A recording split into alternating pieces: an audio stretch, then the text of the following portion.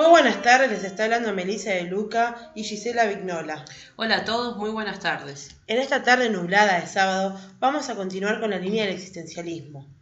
En el programa anterior tuvimos el placer de presentarles a Sartre y hoy hablaremos de Albert Camus.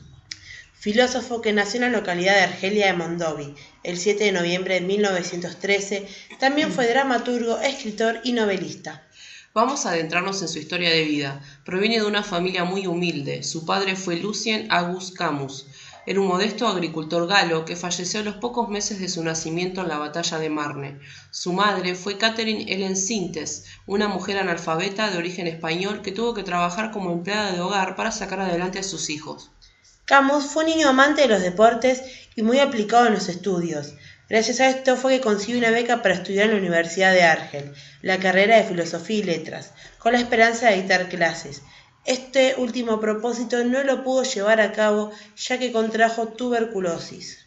A mediados de los años 30 se unió al Partido Comunista y por esa época realizó muchos viajes escribiendo sus impresiones en títulos como El revés y el derecho en 1937 y Bodas en 1939. En el mismo año, decepcionado por sus actitudes totalitarias, Albert Camus abandonó la ideología comunista y se divorció de su primera esposa, Simone Gie, con quien se había casado en 1934 tras conocer en la Federación Argelia de Jóvenes Socialistas. Los problemas de Simone con las drogas y una infidelidad pusieron punto final a la relación amorosa. Es terrible todo lo que pasó a este hombre. Con la Segunda Guerra Mundial en plena ebullición, Camus unió a la resistencia y dirigió el periódico Combat. En 1940 se casó con Francine Fieur. 2 años después publicó su primera novela, titulada El extranjero. Estamos hablando de 1942, otra obra ambientada en su amada Argelia. Unos años antes, sin haberla publicado, Camus había escrito un libro precursor del extranjero, al que llamó La muerte feliz. En el año 1957 le concedieron el Premio Nobel de Literatura. Ese año se publicó el libro El exilio y el reino. El primer hombre fue su última obra, una novela inacabada que se publicó tras su fallecimiento. En su filosofía se observa una preocupación por la pequeñez y el absurdo del ser humano desde una mirada existencialista. Camus desarrolló un pensamiento opuesto a toda teología totalitaria, consciente del absurdo humano y de las formas de la rebelión histórica, conduciendo una reflexión sobre el terrorismo.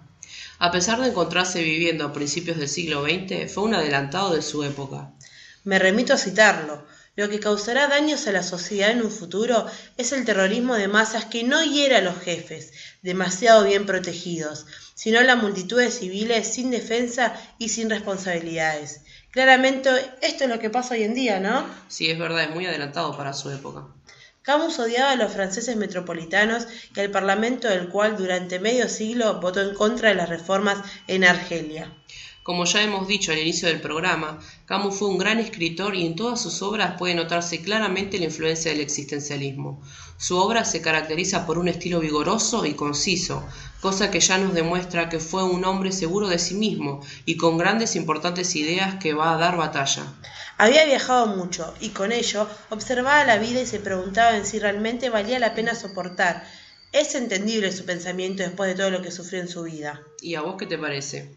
Para entenderlo debemos situarnos en su época. Camus formaba parte de una sociedad esclavizada, que obedecía órdenes y no vivía para otra cosa que trabajar y realizar los caprichos de los franceses. En su obra vemos también la sensación de alineación y desencanto, junto con la afirmación de las cualidades positivas de la dignidad y la fraternidad humana. Era un hombre que creía en los valores morales del hombre y que en estos debía conservarse. Alguien que no se quedaba callado frente a las injusticias del ser.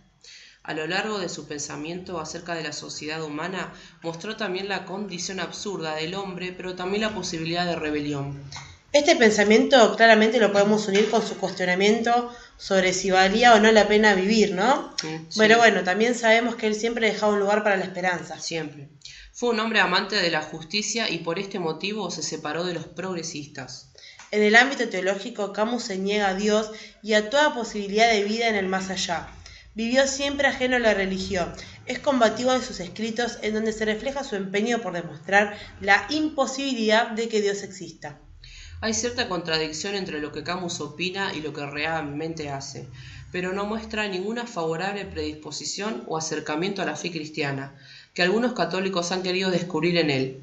Camus rechazó siempre el cristianismo bajo pretexto de considerarlo un negador de los valores de la vida terrestre y de la soberanía absoluta de la libertad.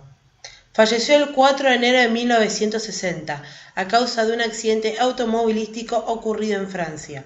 Tenía 46 años de edad en el momento de su muerte. La verdad que lamentablemente muy joven. La cantidad de majestuosas obras que podríamos haber disfrutado de este hombre. Sí, la verdad que es lamentable. Damos por finalizado este programa y nos despedimos con la siguiente frase de este gran filósofo.